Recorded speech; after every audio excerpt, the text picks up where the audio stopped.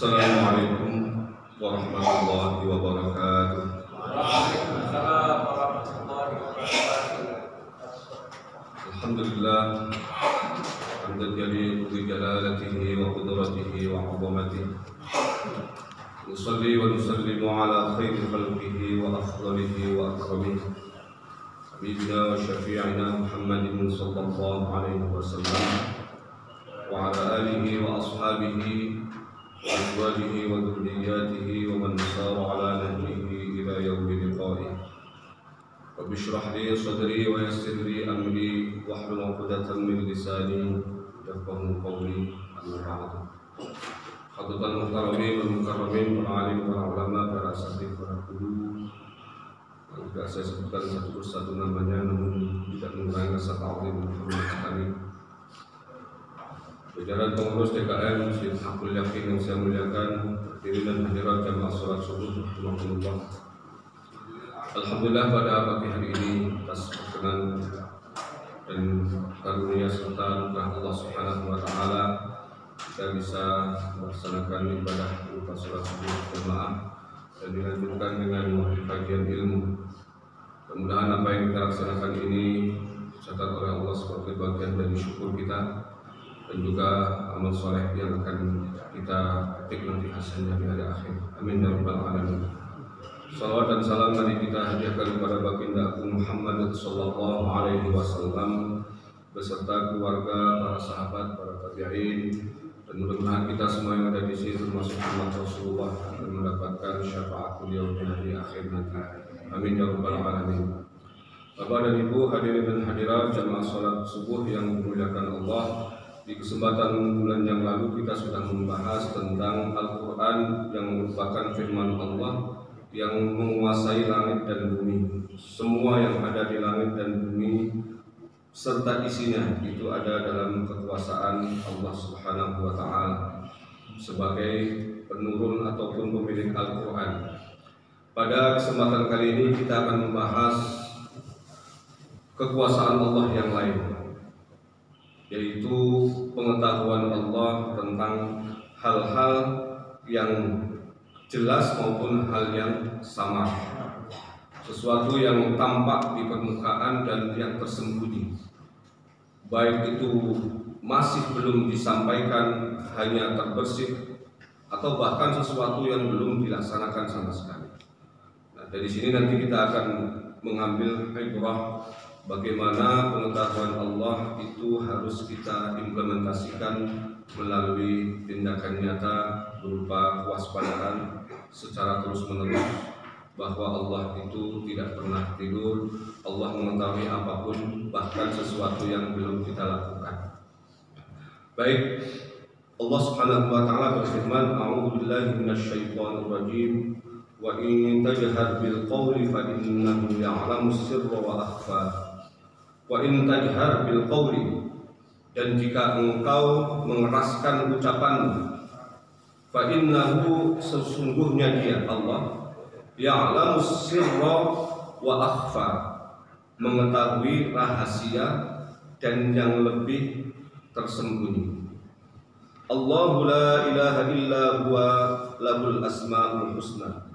Allahu la ilaha illa hu, dialah Allah, tidak ada Tuhan selain Dia, lahul asmaul husna, yang mempunyai nama-nama yang terbaik. Dua ayat yang akan kita bahas pada kesempatan kali ini.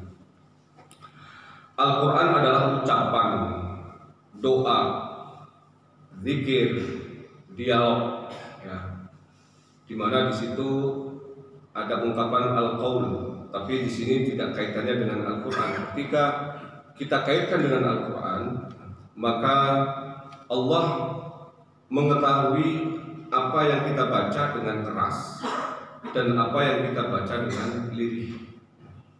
Jadi karenanya tidak harus orang membaca Al-Quran itu dilaksanakan dengan suara yang kencang, karena suara yang lirih pun Allah pasti tahu semua hal, termasuk ucapan selain Al-Quran. Allah menegaskan di sini, ketika engkau mengeraskan ucapanmu, maka sesungguhnya Allah Maha mengetahui sesuatu yang rahasia dan yang lebih tersembunyi. Ini ada redaksi yang menarik Bapak dan Ibu ya, bahwa ada kata sir yang artinya rahasia, dan yang kedua kata akhfa yang lebih tersembunyi. Kalau diterjemahkan ke dalam bahasa Indonesia ini mirip. Rahasia sama tersembunyi apa bedanya? Sama ya. Itulah pentingnya mengaji ya.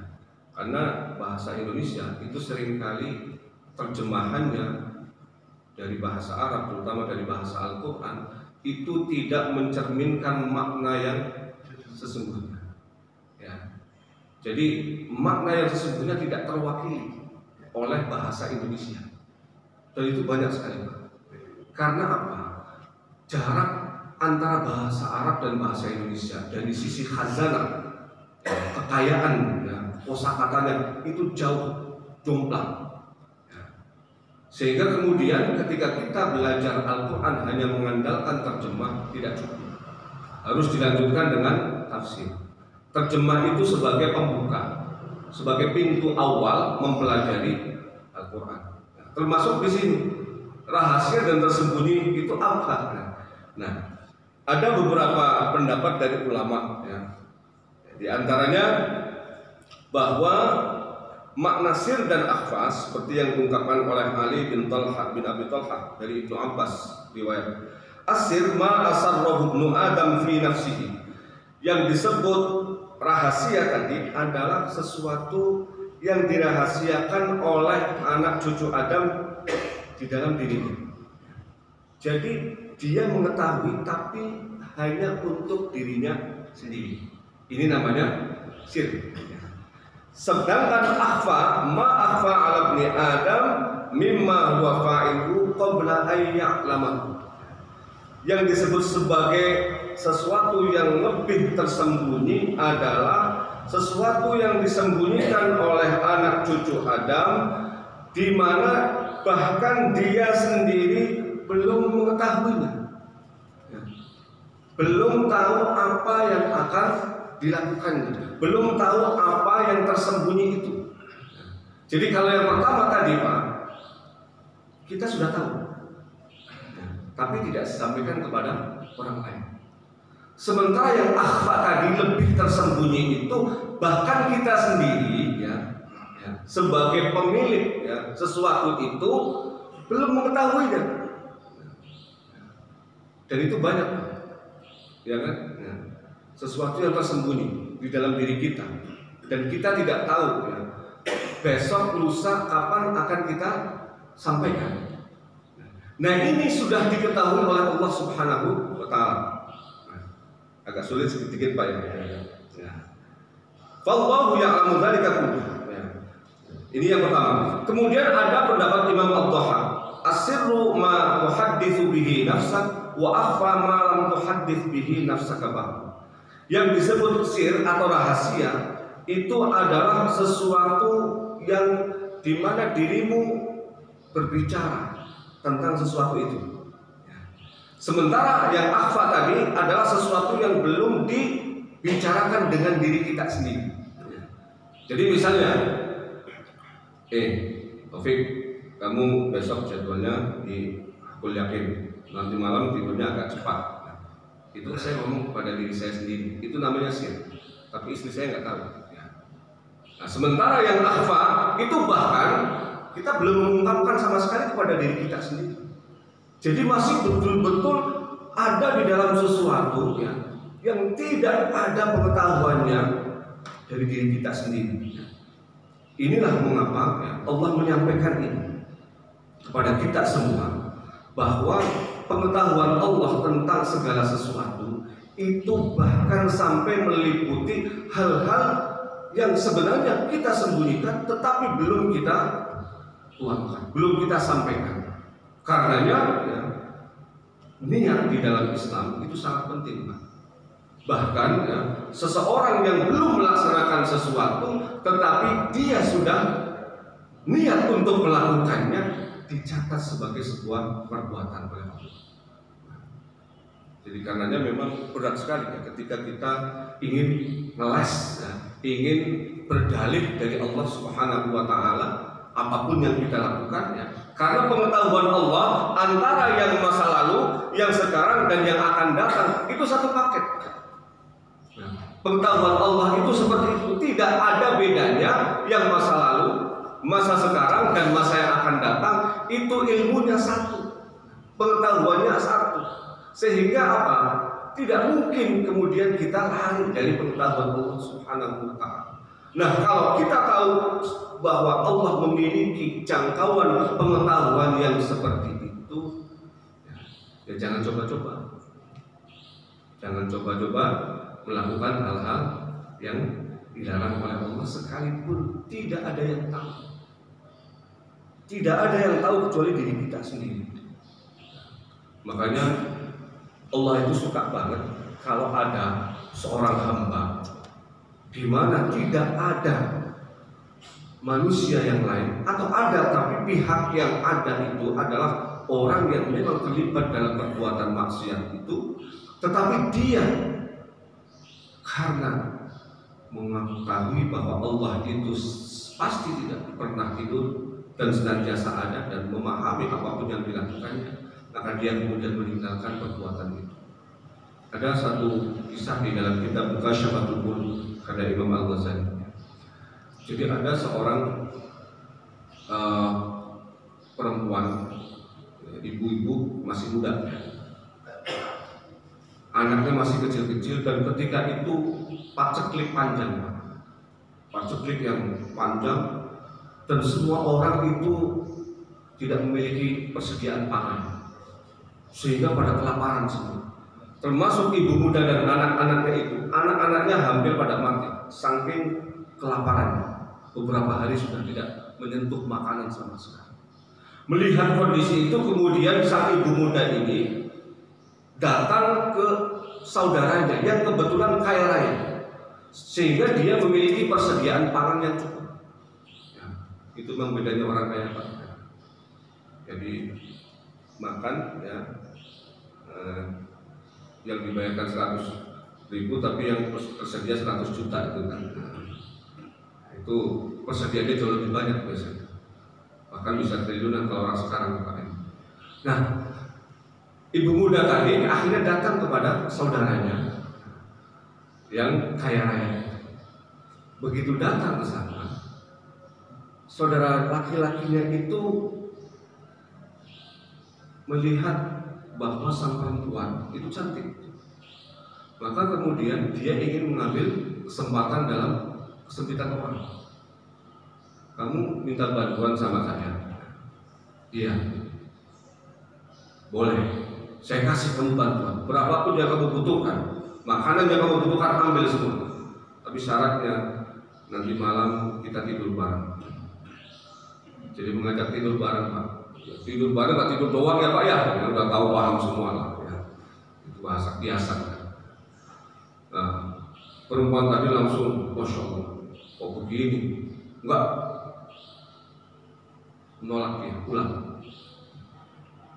Begitu sampai di rumah, lihat kondisi anak-anaknya yang sudah kelecehan seperti itu, sudah hampir pada mampus, pada mati. Akhirnya, ya Allah, bagaimana ini?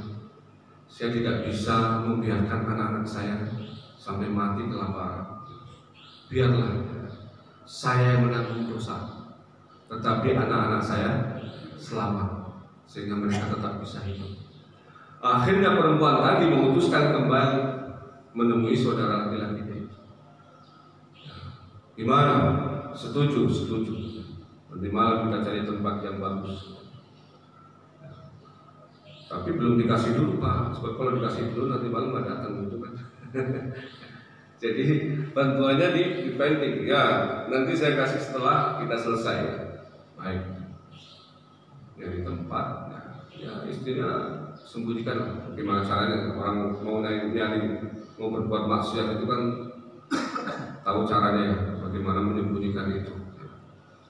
Nah, begitu sudah ada di satu tempat, ya, tinggal berdua, Pak, di satu kamar, tidak ada satupun orang ketika itu. Tiba-tiba perempuan tadi badannya gemetar, mukanya pucat, badannya gemetar. Laki-laki itu kemudian bertanya, kenapa kamu? Perempuan tadi kemudian menjawab, inni akhafullah. Saya takut sama Allah. Saya akan berbuat maksiat, berbuat dosa besar, berzina. Maka saya nggak kuat ini, menahan rasa takut. Ketika mendengar perempuan tadi mengatakan ini akhafullah, saya takut kepada Allah, maka kemudian laki-laki tadi menjawab, kalau kamu dengan kondisi kamu yang miskin dan papa itu takut kepada Allah, maka aku lebih berhak untuk takut kepada Allah, karena aku diberi kehidupan yang makmur, kehidupan yang sukses. Sekarang kita pulang, gak jadi ngapa-ngapain. Kita pulang, ambil apa yang kamu butuhkan di rumah saya, silakan, tidak ada batas. Ambil semuanya yang kamu butuhkan untuk pulang. Kemudian hal ini disampaikan oleh Allah kepada Nabi Musa. Hai Musa, kata ini umatnya Nabi Musa. Hai Musa, sampaikan kepada hambaku yang sudah melakukan nahi munkar, menghindarkan diri dari perbuatan munkar yang sangat-sangat potensial dia lakukan, sangat kondusif. Karena kondisinya perempuan tadi sangat membutuhkan bantuan, sudah hanya berdua saja di satu kamar, tidak ada satupun orang yang tahu. Hamba ini dengan gagah berani memenangkan imannya dan memberikan bantuan kepada perempuan tadi tanpa imbalan apa-apa. Katakan kepada dia, hai Musa, aku ampuni seluruh dosanya. Ya. Jadi nahi munkar satu kali, Pak, itu bisa mengampuni seluruh dosa yang telah dilakukan oleh orang tersebut. Karena memang nahi munkar yang kayak begitu tuh hebatnya luar biasa. Tingkatannya adalah tingkatan yang sangat tinggi, sehingga apresiasi dari Allah Subhanahu wa Ta'ala lebih. Ini adalah contoh orang yang tadi memahami ayat ini, bahwa ketika sudah hanya berdua saja, tidak ada satupun pihak yang tahu, kondisinya sangat kondusif, tetapi perempuan tadi terutama mengatakan ini akhafullah, karena dia tahu ilmu Allah itu. Nabi Yusuf alaihissalam sama ya, qala ma'adallah, ketika ibu angkatnya yang masih cantik itu mengajaknya berzina, dengan tegas Nabi Yusuf mengatakan qala ma'adallah, aku berlindung kepada Allah Subhanahu wa Ta'ala dari godaan perbuatan-perbuatan yang tidak baik. Nah, inilah sebenarnya kuncinya. Kalau kita perhatikan ya, hidup manusia, saya pernah sampaikan, itu dikendalikan seharusnya oleh sesuatu yang tidak tampak, al-ghaib. Ya. Jadi kalau orang hidupnya masih dikendalikan, masih dikelola oleh sesuatu yang tampak, yang terlihat oleh mata, saya pernah sampaikan, sejatinya dia belum menjadi manusia. Orang ini masih menjadi binatang, masih menjadi ayam, masih menjadi kambing, masih menjadi kucing. Masih lumayan kalau kambing. Kalau kambing kan punya jenggot, gak punya kumis kayak kambing. Nah, punya kumis gak punya jenggot kayak kucing ya Pak. Nah yang dua-duanya gak punya kumis, gak punya jenggot kayak terenggiling. Nah udah paling gak bagus gitu ya. Alhamdulillah saya dua-duanya punya, atas bawah bisa gitu. Nah, itu paling nikmat kata istri saya gitu. Nah kita lanjut ya. Jadi orang ketika dikendalikan ya, dari mindsetnya itu hanya sesuatu yang tampak. Saya akan melakukan ini kalau bos saya ada ya. Saya akan giat bekerja kalau atasan saya mengawasi saya. Saya akan menjadi suami yang taat, suami yang alim ketika istri saya ada di hadapan saya. Bahaya ini. Jadi akhirnya menjadi istiqamah ya. Masa saya kita kan suami yang takut istri kalau di rumah. Di rumah doang takutnya itu. Karena dia hanya melihat istri itu ketika dia ada wujudnya. Tapi ketika tidak ada, maka kemudian berubah total. Tadinya matanya nunduk, sekarang kelojotan kemana-mana, jelalatan kemana-mana. Karena apa? Dia hanya melihat sosok istrinya secara fisik. Padahal istri itu simbol, Pak. Dia itu simbol ikatan pernikahan yang sudah kita ikrarkan di hadapan Allah Subhanahu wa Ta'ala. Ya. Qabiltu nikahaha wa tazwijaha li nafsi bi mahrin makruh. Halal itu adalah deklarasi yang kita ikrarkan di hadapan Allah Subhanahu wa Ta'ala. Istri itu hanya simbol. Jadi dia sejatinya merepresentasikan Allah Subhanahu wa Ta'ala dalam ikatan perkawinan. Kalau kita pahami dalam konteks ini berarti apa? Kita dikendalikan oleh sesuatu yang tidak terlihat. Dan itulah manusia. Ya, menurut saya kutub itu begitu, Pak. Beliau itu mengatakan bahwa ketika Anda melihat air ini hanya sebatas air untuk menghilangkan dahaga, ya, maka sejatinya Anda itu masih menjadi kucing tadi itu. Ya kan, Pak? Tapi kalau kemudian melihat air ini, ya, ini mana yang enak? Dua-duanya enak. Ya. Tapi mana ya, yang lebih safe? Ya. Mana yang lebih aman? Ya, ini. Ya. Walaupun rasanya kurang enak, ya, tetapi dia tidak ada efek apapun. Masih ada gula. Teh juga kalau kebanyakan konon bisa bikin kanker. Maka saya minum dengan air putih. Ini namanya manusia. Karena ketika dia melihat air itu bukan semata-mata melihat yang tampak, tapi di balik yang tampak itu apa? Ya Pak ya.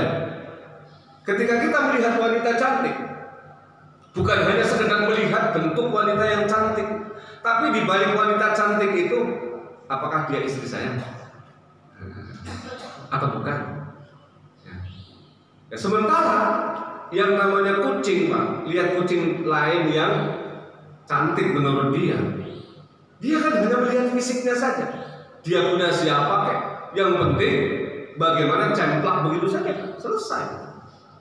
Nah, maka kalau kita bercermin dari ini, sejatinya hidup kita kalau ingin menjadi seorang mukmin yang sukses itu harus memandang bahwa yang maha gaib yang di atas itulah sejatinya pengawas sejati kita, pengawas yang paling intensif, tidak pernah ada kendor sama sekali dimanapun kapanpun, bahkan ketika kita dalam suasana di mana tidak ada satupun orang yang tahu kecuali diri kita sendiri.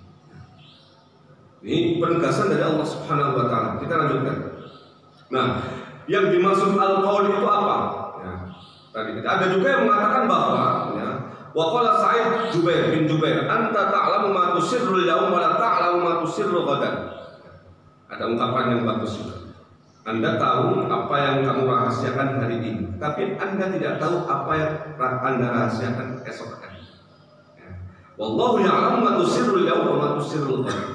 Allah tahu apa yang kamu rahasiakan hari ini dan juga dirahasiakan esok hari. Kita kan nggak tahu, Pak. Jangankan esok hari, 1 detik setelah ini kita melakukan apa? Tidak ada yang tahu. Nah, tidak ada satupun manusia yang pengetahuannya itu sampai kepada tataran mengetahui rahasia yang akan terjadi esok hari. Bahkan kita sendiri tidak tahu apa yang akan kita lakukan, walaupun kita rencanakan. Tapi rencana kita seperti apa jadinya? Tidak ada satupun yang bisa memprediksinya kecuali Allah Subhanahu wa Ta'ala. Imam Mujahid mengatakan wa akhfa yakni al-waswasah. Ada yang mengatakan sir itu rahasia ya, yang tersembunyi dari diri kita, tadi itu tidak disampaikan kepada orang lain. Sementara yang akhfa itu disebut waswasah. Waswasah alladzi yuwaswisu fi sudurin nas. Jadi waswas, Pak. Was-was itu adalah keraguan yang muncul dalam benak kita. Apakah kita sudah melakukan satu hal itu atau belum? Atau sudah melakukan tapi belum sempurna, dan itu terulang-ulang terus di dalam diri kita, sehingga kemudian mengakibatkan apa yang kita lakukan itu pun terulang-ulang secara konsisten. Dan ini adalah penyakit yang harus dilawan. Karena ini waswasah. Dan ini muncul dari mana? Dari syaitan, bukan dari hati kita yang paling bersih. Nah, ini disebut akhfa. Bahkan sesuatu yang dibisikkan oleh syaitan, ya, yang bahkan kita sendiri kadang-kadang ragu apakah ini adalah dari syaitan atau dari malaikat, ya, itu pun pengetahuan Allah sampai di sana. Sehingga ya, ketika pengetahuan Allah ya, kita pahami sampai ke sana, ya, maka insya Allah kita akan aman ya, dari apapun yang akan membahayakan kita. Ya, sekarang wa in tajhar bil qawli, mengapa ya, ucapan yang dikeraskan itu didahulukan dibandingkan dengan suara yang dilirihkan ya. Ini kan kita konteksnya bicara tentang doa, zikir, membaca atau diskusi. Itu yang lebih baik itu dengan suara keras atau dengan suara lirih ya, setelah kita bahas tadi itu ya. Nah, maka kemudian di sini ada beberapa analisa berkaitan dengan tafsir ayat ini ya. Mengapa kata jahar yang artinya adalah mengeraskan suara itu didahulukan dibandingkan melirihkan suara? Karena Nabi ya, berupaya keras agar suara beliau terdengar pada saat membaca Al-Quran oleh para sahabat. Jadi Pak, membaca Al-Quran ya, berdiskusi, berdialog, zikir ya, itu keras maupun lirih itu dua-duanya diketahui oleh Allah, dicatat oleh Allah, dianggap sebagai sesuatu yang mulia, memiliki nilai pahala. Jadi jangan debat Pak, jangan terlalu memperpanjang debat untuk masalah ini. Sebab sebagian dari kita itu banyak mempermasalahkan kalau orang habis sholat doanya jahar itu bid'ah misalnya, doanya keras itu bid'ah, yang lirih itu yang sunnah. Yang lain mengatakan kalau yang lirih itu patung ya, yang zikirnya berbunyi itu manusia. Ya, sama saja, dua-duanya tidak bagus, saling menyalahkan, saling menjas bahwa pendapatnya paling benar. Ayat ini sejatinya salah satu yang menjadi dalil bagi dua kelompok yang berzikir dengan suara keras maupun suara lirih, kedua-duanya didengar oleh Allah Subhanahu wa taala karena Allah Maha mendengar. Jangankan yang bersuara, jangankan yang lirih, belum diucapkan saja, hanya ada di dalam ingatan kita, benak kita saja, belum disampaikan pun Allah tahu. Ya. Maka di sini bukan menganut mazhab yang keras, suara silakan lanjutkan. Nah, dalam ayat ini kata jahar itu didahulukan karena apa? Nabi ingin supaya para sahabat mendengar bacaan beliau, sehingga menirukan bacaan itu. Inilah sebenarnya filosofinya para wali songo ketika itu.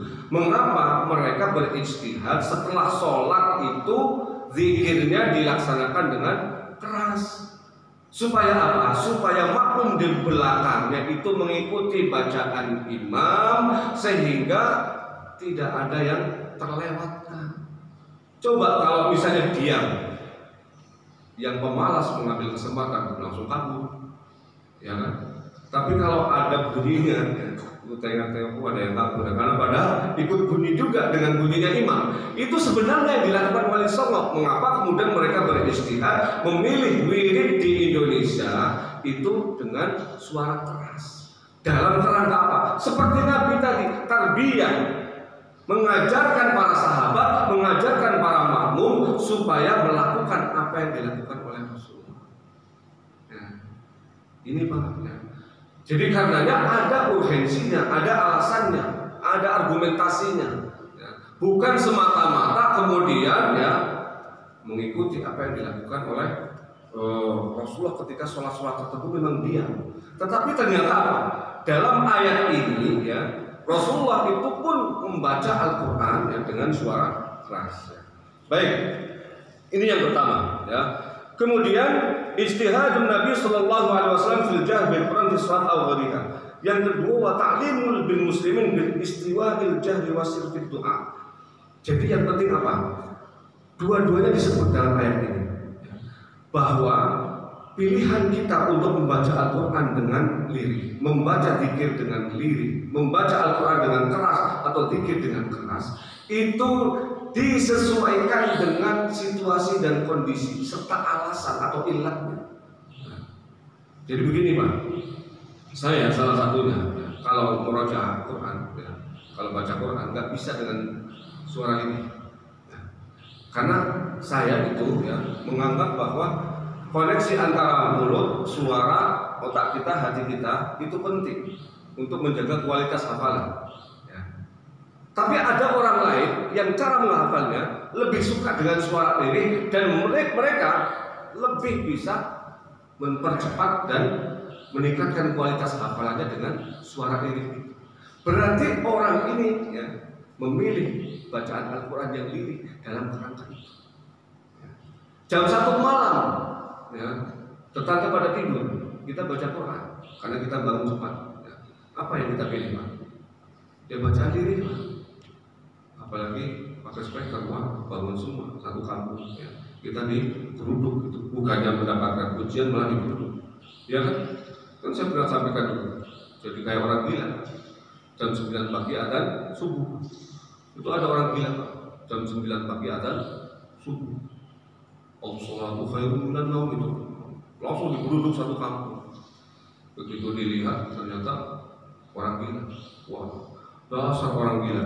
Jam 9 pagi adzan subuh. Orang gilanya jawab, yang gila itu saya apa kalian? Waktu 4:30 dipanggil gak ada yang datang. Sekarang jam 9 pagi dipanggil pada datang semua. Yang gila itu saya apa kalian? Kalau saya di situ dua-duanya gila. Ya memang betul. Orang gilanya juga ternyata waras waktu itu Pak. Jawabannya waras. Karena memang banyak yang begitu Pak ya. Setengah 5 nggak bangun. Tapi begitu jam 9 dibangunkan malah pada bangun. Nah kita kembali. Jadi ini adalah merupakan ayat yang menjadi landasan bagi siapapun untuk memilih mana yang terbaik tergantung alasannya, tergantung ilatnya, tergantung kondisinya. Nah, jadi nggak usah diperdebatkan lagi Pak. Saya seringkali menyampaikan ini karena apa? Itu melelahkan. Memperdebatkan sesuatu yang esensinya itu sama dan nilainya juga sama di hadapan Allah dan tidak akan mempengaruhi kualitas ibadah kita. Apakah orang yang setelah sholat itu jahar itu ibadahnya menjadi rusak? Kan tidak. Sholatnya menjadi rusak? Kan tidak. Orang yang setelah sholat diam saja tapi hatinya berpikir, apakah sholatnya menjadi rusak pahalanya? Kan tidak. Termasuk juga biasanya ada orang habis sholat salaman. Ada yang kemudian nyentil. Itu bid'ah juga. Nabi nggak pernah sholat salaman. Akhirnya model-model kayak begini itu perlu digunakan dalil-dalil yang keluar dari konteks begini Pak. Sekarang begini orang habis sholat terus pergi ke WC boleh nggak untuk kencing Pak? Kalau dia kebelet boleh. Habis sholat kencing aja boleh Kenapa salaman kemudian dipermasalahkan itu? Itu nggak pakai dalil tapi pakai logika yang sebenarnya memang seperti itulah adanya. Orang salaman silaturahim itu kan simbol dari silaturahim untuk mempererat kasih sayang di antara sesama muslim. Waktunya tidak ditentukan, apapun yang nggak boleh adalah pada saat sholat. Allahu Akbar, assalamualaikum, salaman satu persatu Pas imam lagi baca kita ikut sholat kemudian salaman. Tapi kalau setelah selesai sholat atau sebelum sholat nggak usah dipermasalahkan, nggak ada dalilnya itu. Silaturahim itu nggak dibatasi. Termasuk zikir Pak. Ini kita bicara juga alkohol di sini maknanya adalah zikir. Zikir itu kapan saja. Dalam sholat ada yang mempermasalahkan. Itu kan bacaannya tidak sama dengan bacaan Nabi. Ada tambahan-tambahan. Sekarang sholat itu apa sih? Esensi sholat itu apa sih? Doa kan Pak. Doa itu semakin banyak permintaan kepada Allah, permohonan kepada Allah kan semakin bagus. Karena Allah itu kalau ada hamba-hambanya yang malas berdoa, Allah malah marah. Sombong ini hamba. Semakin banyak dia memohon kepada Allah, Allah semakin suka. Lah orang sholat misalnya subhanallahil a'la wa bihamdi, habis itu doa ya Allah pakai bahasa Tuhan itu bilang kau utang apa ya Allah ya ini sauri ya Allah sih baik itu misalnya gitu ya. Tapi dalam bahasa lirih di hati kalau diucapkan Pak, kalau ucapkan batal itu nanti sholatnya ya. Tapi doa dalam hati lagi utangnya banyak supaya dilunasi sama Allah dengan cara Allah misalnya. Boleh nggak? Boleh Pak. Apa sih kemudian yang jadi masalahnya? Nah inilah meletakkan argumentasi atau ilat dalam bahasa usul fikih yang itu tadi dalam tempatnya yang benar itu bisa dilakukan. Termasuk juga dalam diskusi pakai suara keras atau suara yang kurang keras atau lirih. Silahkan pilihannya, semuanya disesuaikan dengan kondisi dan alasan yang ada ketika itu. Nah, Nabi Muhammad di sini ya menyatakan bahwa dua-duanya dibetulkan oleh Allah Subhanahu wa taala. Ini untuk apa? Ibtali tawahhumil musyrikin annal jahra aqrabu ila ilmillah minas sir. Jadi orang musyrik ketika itu memahami bahwa ucapan doa ya kepada yang di atas ya, itu dengan suara keras itu lebih didengar dibandingkan dengan suara diri. Ini anggapan orang-orang musyrik ketika itu Pak, bahwa kalau orang berdoa ya, dengan suara keras ya, itu lebih didengar oleh Allah dibandingkan dengan suara lirih. Ini kemudian dibantah oleh ayat ini. Bukan keras atau lirihnya ya, yang penting di situ, tapi bagaimana orang yang berdoa itu ya, tulus atau tidak. Syarat-syarat doa dipenuhi atau tidak.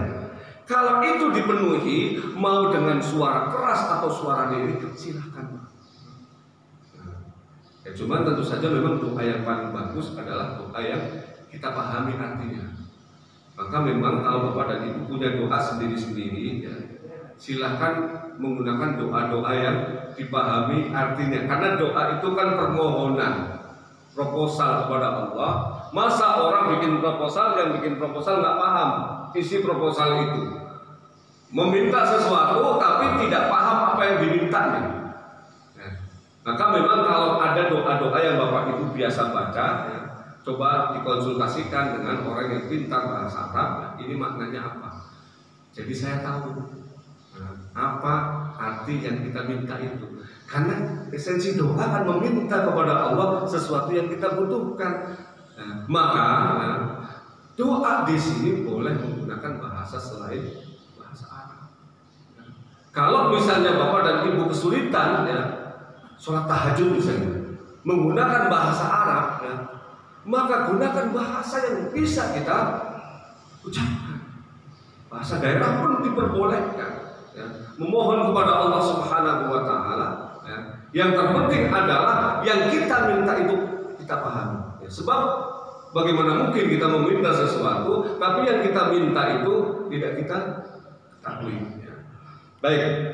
Kemudian ayat tersebut dilanjutkan ya, setelah membicarakan tentang tadi itu bahwa doa, kemudian membaca Al-Quran, zikir itu antara yang keras dan yang lirih itu nilainya sama.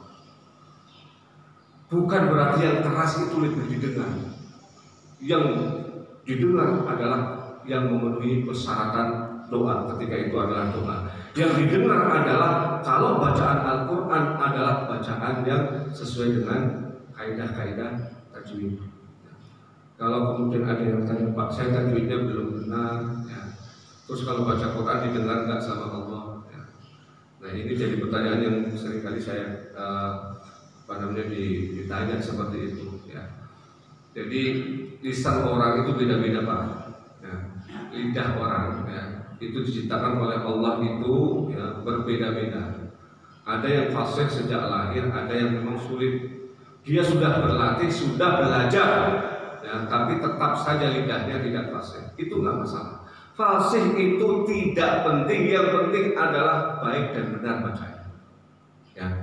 Nah indikatornya apa? Bahwa orang ini sudah benar membacanya. Paling enggak tajwidnya yang dasar itu betul.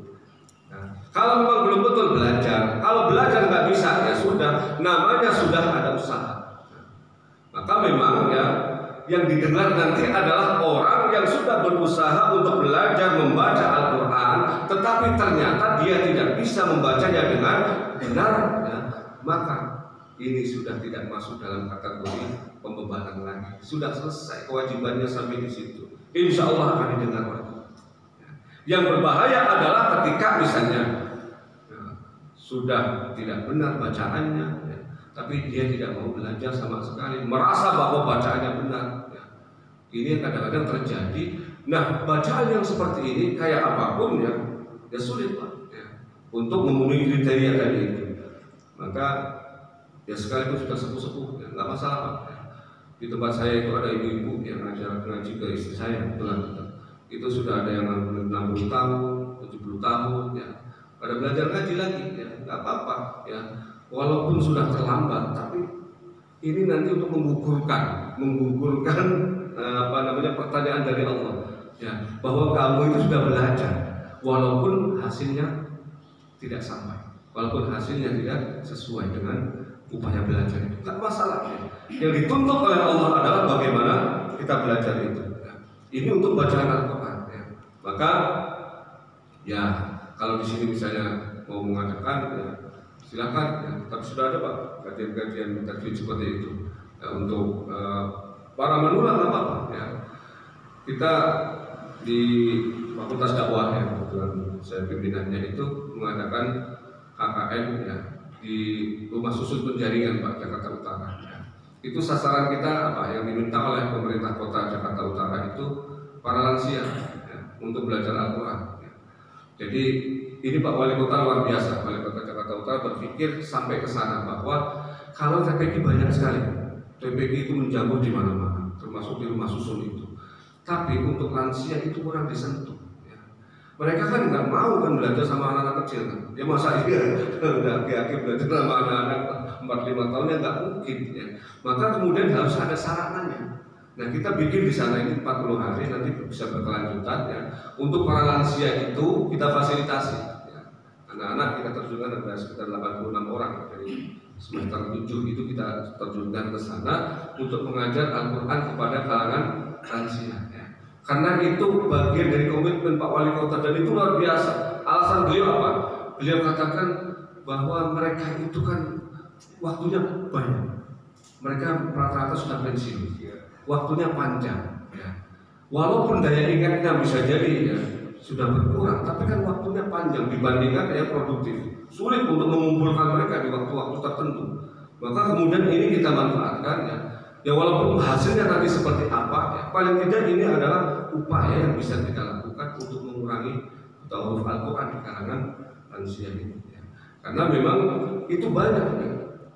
Jauh lebih banyak bisa jadi Pak jumlahnya dibandingkan yang anak-anak. Karena anak-anak itu sudah banyak sekali TPQ-TPQ yang menjamu di berbagai tempat. Baik kita lanjutkan. Setelah itu kemudian Allah berbicara ya tentang kekuasaan dan juga sifat. Sebagaimana kita sampaikan di kesempatan yang lalu ya, bahwa Allah juga menyampaikan kepada Nabi Muhammad tentang bagaimana kekuasaannya. Di sini juga Allah membicarakan tentang kekuasaannya yang lain, ya, yaitu tidak ada Tuhan selain Allah. Ya. Kemudian sifatnya yang dimiliki yaitu lahul asmaul husna. Nah, ini kata lahu didahulukan Pak. Lahu itu adalah lamnya adalah lam mengandung makna milik, ya. Hanya milik Allah. Ya. Untuk apa? Untuk menegaskan bahwa yang memiliki nama-nama yang terbaik itu hanya Allah.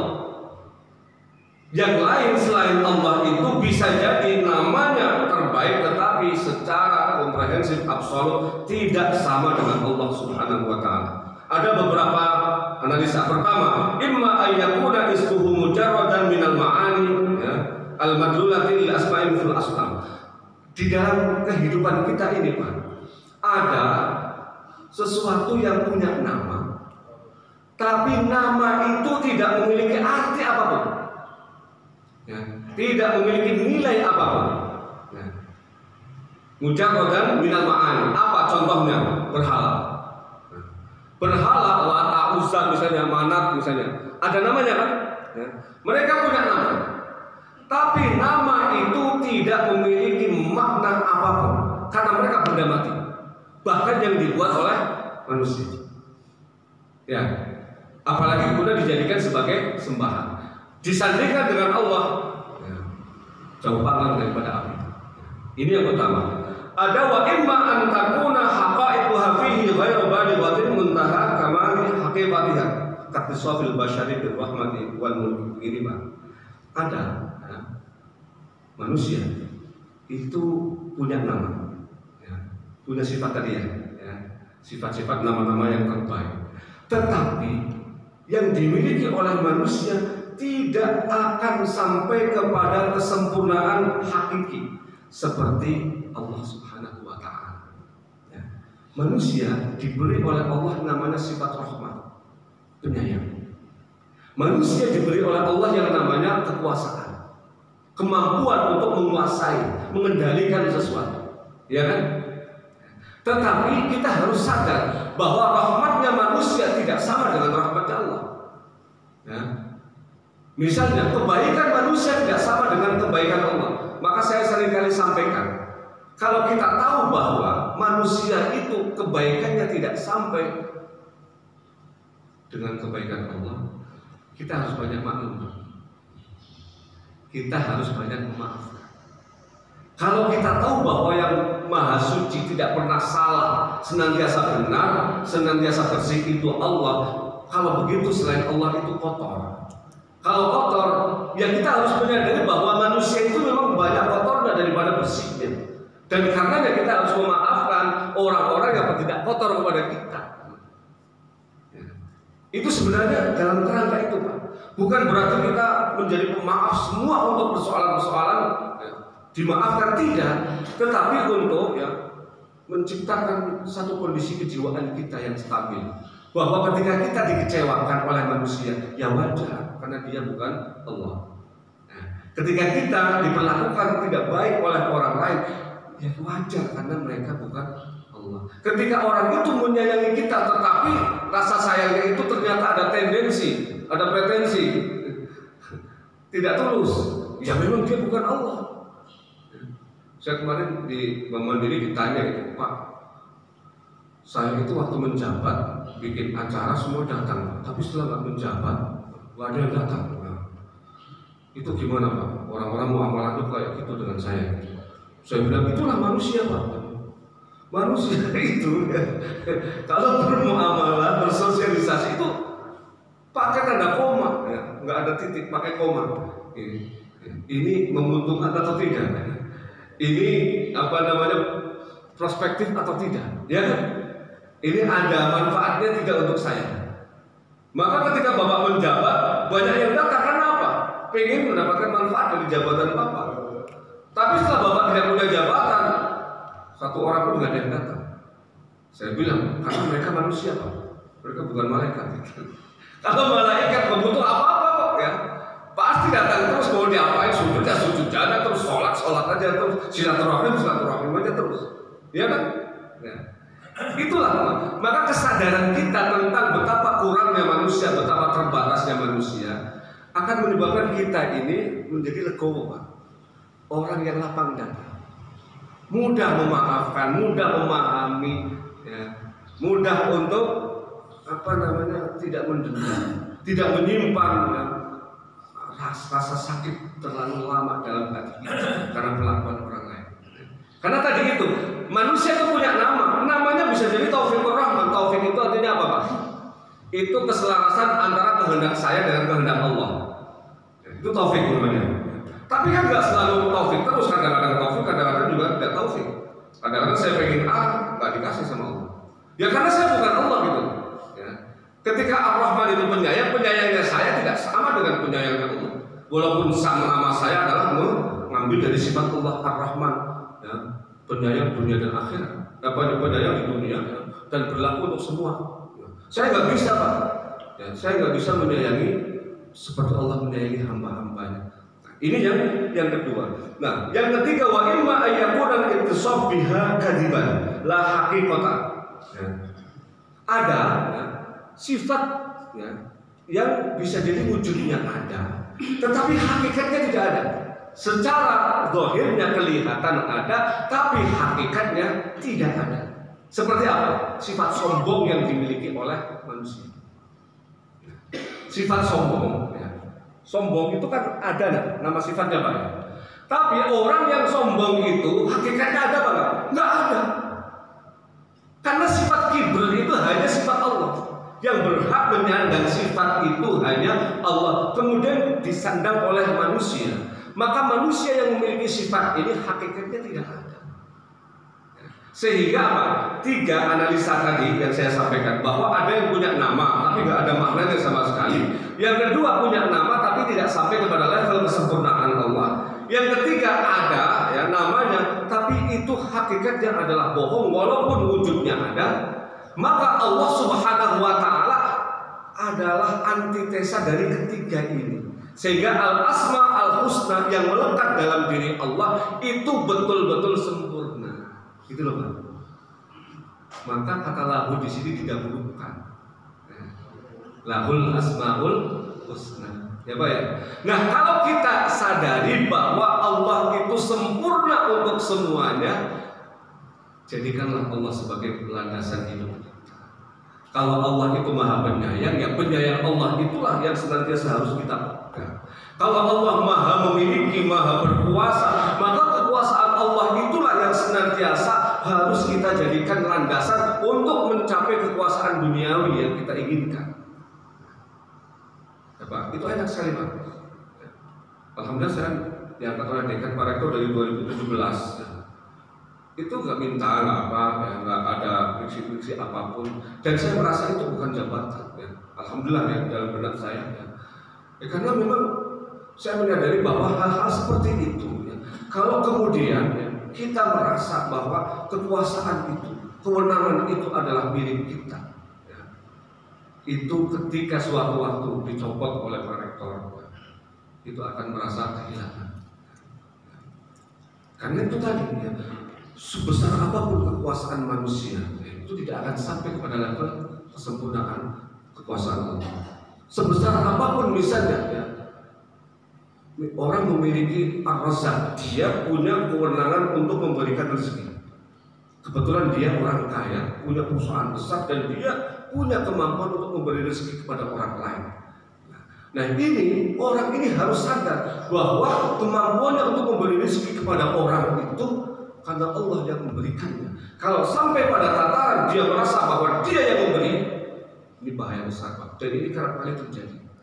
Orang itu merasa bahwa sayalah yang memberikan hidup sama kamu, maka hidup kamu ada di tangan saya. Diberlakukan seperti benda mati, diberlakukan seperti binatang dan lain sebagainya. Nah, ketika Allah menambahkan lahul asmaul husna ini, al husna itu artinya apa Pak? Terbaik, tidak ada yang melebihi itu. Ya. Dan kalau kita istiqomah Pak, ya, memahami itu, kita implementasikan bukan hanya di wirid Pak. Bukan berarti di wirid tidak bagus. Itu dalam ayat Al-Quran itu ada perintahnya. Walillahil asmaul husna fad'uhu biha. Allah itu memiliki asmaul husna, maka berdoalah dengan asmaul husna itu. Ya. Jadi saya pernah Pak tarawih di Mesir itu doanya 1,5 jam. Karena apa? Sebelum doa itu asmaul husna dibaca semua, dan setiap asma itu doa gitu. Sehingga 99 kali doa 1,5 jam ya. Ya bukan begitu juga maksudnya gitu. Bukan harus begitu. Asmaul husna itu kan banyak, 99 oke. Pilih 2, 3, 4 di antaranya itu dijadikan sebagai doa. Kalau semuanya dibaca ya, apalagi habis sholat ya, begitu baru sampai di tengah-tengah zamannya udah habis, udah nggak ada. Ya. Nah, tetapi apa? Asmaul husna yang kita maksud dalam pembahasan ini adalah pemahaman kita, keyakinan kita tentang kesempurnaan Allah Subhanahu wa Ta'ala dalam nama dan sifatnya. Sehingga apa? Kesempurnaan itulah yang akan menjadikan kita sebagai orang yang sadar diri bahwa kita itu lemah, kita itu tidak berdaya, kita itu terbatas, kita itu serba tidak memiliki kapasitas. Dan kalau seperti itu, ya, yang kita implementasikan dari ayat ini, insya Allah, nah, insya Allah kita akan menjadi orang-orang yang tawadhu, ya, orang-orang yang rendah hati. Dan kita tahu dalam satu hadis Nabi menyatakan man tawadhu'a rafa'ahullah. Siapa yang rendah hati Allah akan angkat. Wa man takabbara wada'ahullah. Dan siapa yang tinggi hati, sombong, maka akan direndahkan oleh Allah Subhanahu wa Ta'ala. Ini penyakit yang sangat berbahaya, yang kalau kemudian sampai kepada diri kita, itu akan menjadi tanda-tanda yang sangat mengerikan, karena tidak ada satupun yang berhak menyandang sifat itu kecuali Allah. Dan ketika ada pihak-pihak dari manusia yang ingin menandingi Allah dalam sifat ini, kita lihat akibatnya. Bagaimana iblis dilaknat sampai hari akhir, bagaimana Fir'aun dibinasakan dengan cara seperti itu, bagaimana kemudian Qarun yang merasa hartanya itulah yang menyebabkan dia layak untuk sombong, di bumi hanguskan berupa ditenggelamkan bersama hartanya. Dan bagaimana contoh-contoh para penguasa-penguasa sombong yang takabur ini nanti pada akhirnya akan dijerumuskan oleh Allah dalam derajat yang paling rendah. Mudah-mudahan kita tidak mengalaminya. Amin ya rabbal alamin. Demikian yang bisa kita sampaikan, ya, agak sedikit filosofis ya, karena memang ayatnya bicara tentang hal seperti itu. Silakan Bapak dari Ibu kalau ada. Ya, saya. Ya. Assalamualaikum.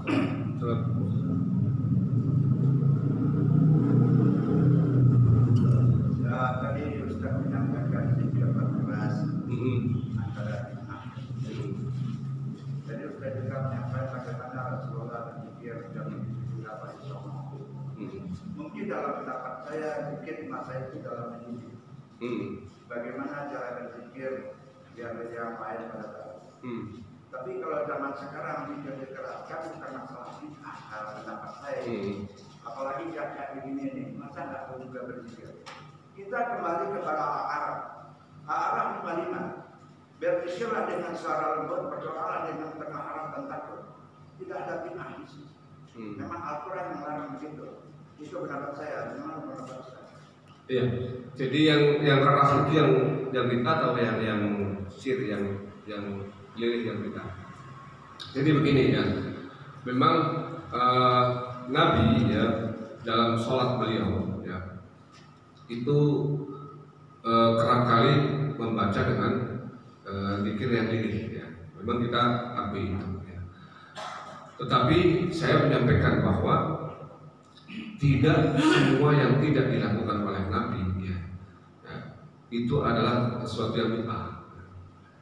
Kalipun itu adalah urusan ibadah, kalau ada argumentasi, ada alasan, ada ilatnya tadi. Seperti misalnya kalau kita kembalikan kepada Al-Quran, ya, itu kan bid'ah sebenarnya. Kalau kita bercermin bahwa definisi bid'ah adalah mengada-adakan ibadah yang tidak dilakukan oleh Rasulullah. Ya. Itu kan Al-Quran tidak dicetak di masa Rasulullah, tidak ada itu. Rasulullah juga nggak memerintahkan untuk menulis, tidak. Tapi yang diperintahkan menghafal. Tapi kemudian ditulis. Termasuk juga ya, banyak sekali sebenarnya istihad dari para sahabat yang melawan tradisi Nabi, seperti sholat tarawih berjamaah, kan nggak ada di masa Nabi itu. Ya, ada 2 kali di masa Utsman bin Affan. Ya. Jadi ada hal-hal ya, yang karena ilat tadi, alasan tertentu kemudian dilakukan. Tidak dilakukan oleh Nabi, tapi dilakukan oleh ulama sekarang dengan alasan-alasan yang syar'i tadi, itu diperbolehkan. Ya. Yang penting bahwa hal itu tidak kemudian melanggar. Ya. Kalau itu melanggar syariat ya nggak boleh. Ya. Tadi contohnya, ya, zikir dengan suara keras. Wali Songo dulu ya melakukan itu karena untuk tarbiyah. Ya. Nah kalau misalnya di Masjid Hakul Yakin ini ya, beristihad dengan suara keras supaya ada syiar di situ, misalnya, walaupun sudah pada paham, sudah pada pintas, ada syiar di situ dan ada keserempakan, ya, ada di situ harmoni yang tercipta dari zikir itu. Jadi itu adalah bagian daripada ajaran Islam yang diperbolehkan karena alasan ilat tadi itu, argumentasi itu tadi. Ya. Jadi tidak semata-mata hitam putih, Pak. Ini yang ingin saya sampaikan. Banyak orang ya, yang memahami ajaran kita itu hitam putih. Kalau ada nasnya, Kalau ada dalilnya itu, kalau nggak ada berarti nggak boleh dipakai. Kalau kaku seperti itu adanya, Pak, banyak amalan-amalan dalam agama kita ini yang tidak sah. Ya. Tadi itu contohnya, yang paling sederhana zakat fitrah. Coba Bapak cari, ada nggak zakat fitrah pakai beras? Cari itu dalilnya. Ada nggak? Nggak ada. Yang ada adalah zakat fitrah dengan gandum. Karena Nabi hidup di Arab, makanan pokoknya gandum. Nah sekarang mengapa kita pakai beras? Karena ada gandum. Nah itu tadi, nggak ada gandum. Yang kedua, ulama menggunakan namanya kias, analogi, mengkiaskan ya, gandum dengan beras, ya, beras dengan gandum maksud saya. Karena apa? Sama-sama makanan pokok. Ya. Itu pakai dalil kias. Dalil kias ada nggak di masa Rasulullah? Ya nggak ada. Yang pakai salah satunya Imam Syafi'i, ya kan? Tapi Imam Hanafi malah lebih lebar lagi, lebih luas lagi. Beliau berani menggunakan maslahah musalah. Dalil apa itu? Nggak ada dalam Al-Quran, tetapi itu diambil dari intisari Al-Quran dan hadis. Teksnya nggak ada, Pak, maslahah musalah nggak ada. Tapi intisari ajaran Al-Quran dan hadis itu ada yang namanya kemaslahatan yang lebih luas.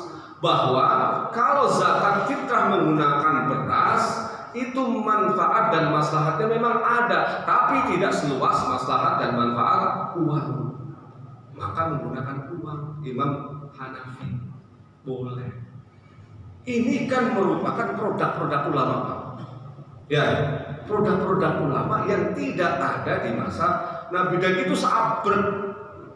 Maka kalau kemudian kita mau beragama pakai dalil semua, sementara Nabi hanya 22 tahun hidupnya, bisa nggak memotret permasalahan sampai hari kiamat semuanya? Ya nggak bisa lah, Pak. Harus umat itu sendiri yang melakukan upaya-upaya sungguh-sungguh untuk bisa menutupi kebutuhan umat. Itulah yang disebut ijtihad. Maka ijtihad itu dibuka terus sampai kapanpun. Yang terpenting memenuhi syarat, memenuhi kriteria.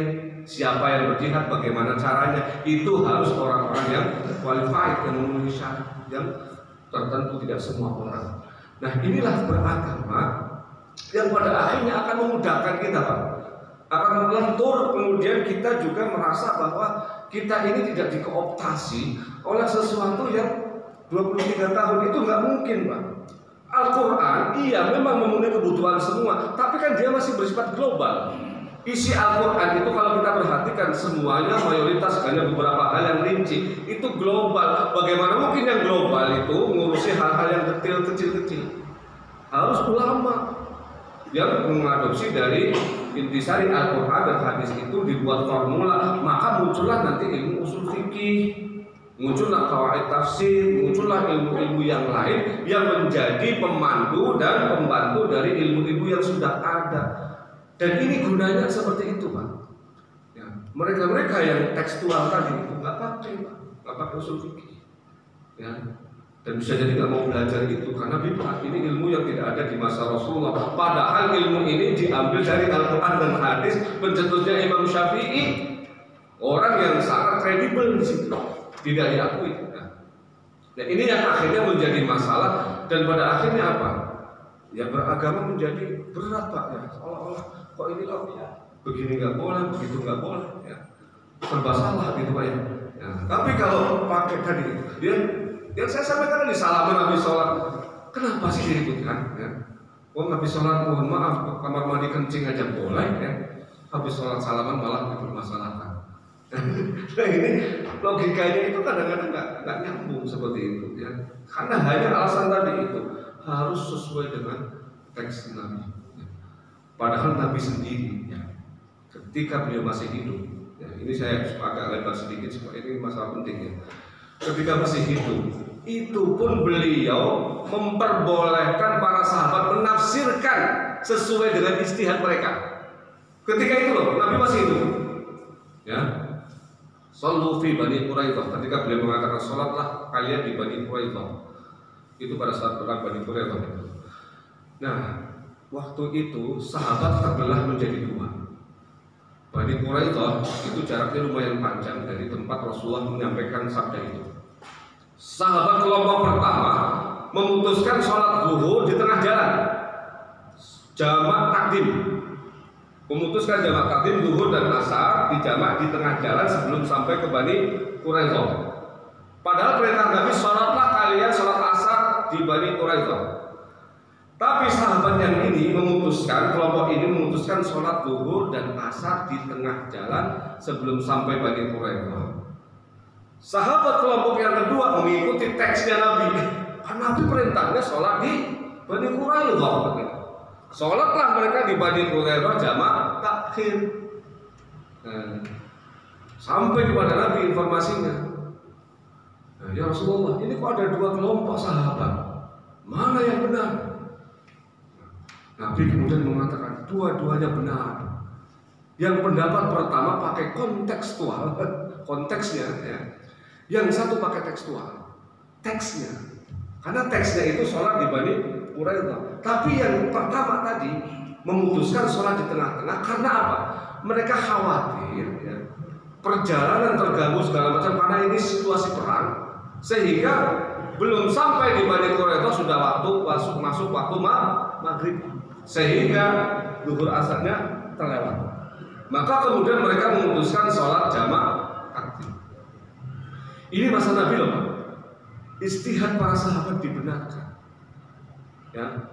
Nah kalau kemudian orang sekarang istihad dengan kriteria yang benar di masa setelah Nabi, padahal permasalahannya kompleks, kok disalahkan, dibid'ahkan misalnya. Nah ini kan problem, ya. Problem besar. Ya. Maka pertanyaan tadi menarik banget, walaupun pertanyaan tentang wirid, tapi memang bisa meluas kemana-mana. Ya.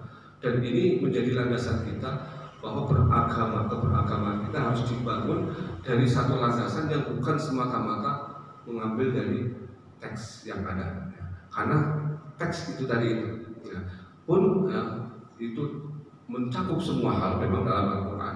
Dalam hadis bisa jadi ya banyak hal-hal yang baru yang muncul di masa sekarang yang tidak terakomodir di sana. Maka dibuatlah mekanisme yang disebut sebagai istihad tadi. Dan istihad itu selagi semuanya memenuhi persyaratan, tidak ada yang mendapatkan dosa. Istihad kalau benar 2 pahala, kalau salah 1. Jadi nggak ada yang bersalahkan. Tidak ada yang disalahkan dalam Idul Fitri 2.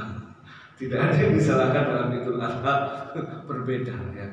Karena istihad itu dua-duanya mendapatkan pahala. Yang penting tata caranya sampai ke sana itu betul. Ya. Di masa Nabi ada nggak Pak? Sholat Idul Fitri 2 kali Pak? Nggak ada ya Pak? Ya. Nah kok itu nggak dibid'ahkan itu? Sekarang muncul gitu. Itulah yang dimaksud istihad. Ya. Sehingga kemudian semua pihak itu punya kesempatan untuk mengartikulasikan pendapat. Demikian ya, sudah habis dengan itu kita tutup dengan doa. Allahumma shalli ala sayyidina Muhammad alhamdulillahil alamin. Allahumma arhamna wa tafarraqna ma'ina farqan ma'suma. Allahumma arzuqna 'ilman nafi'an, qalban khashi'an, wa lisanan dhakiran, wa qalban shadiqan, wa rizqan wasi'an mubarakan, wa 'amalan shalihan mutaqabbalan. Allahumma inna na'udzubika min 'ilmin la yanfa', min 'ilmin la tadma', min nafsin la tashba', wa min du'a'in la yusma'. Allahumma istajib du'a'ana, shfi mardana, موتانا ولا تخيب فيك رجاءنا واختم الباقيات الصالحات اعمالنا ربنا اتنا من لدنك رحمه وهيئ لنا من امرنا رشدا ربنا اتنا في الدنيا حسنه وفي الاخره حسنه وقنا عذاب النار سبحان ربك رب العزه عما يصفون سلام على المرسلين والحمد لله اللهم اغفر لنا وللطريق السلام عليكم ورحمه الله وبركاته.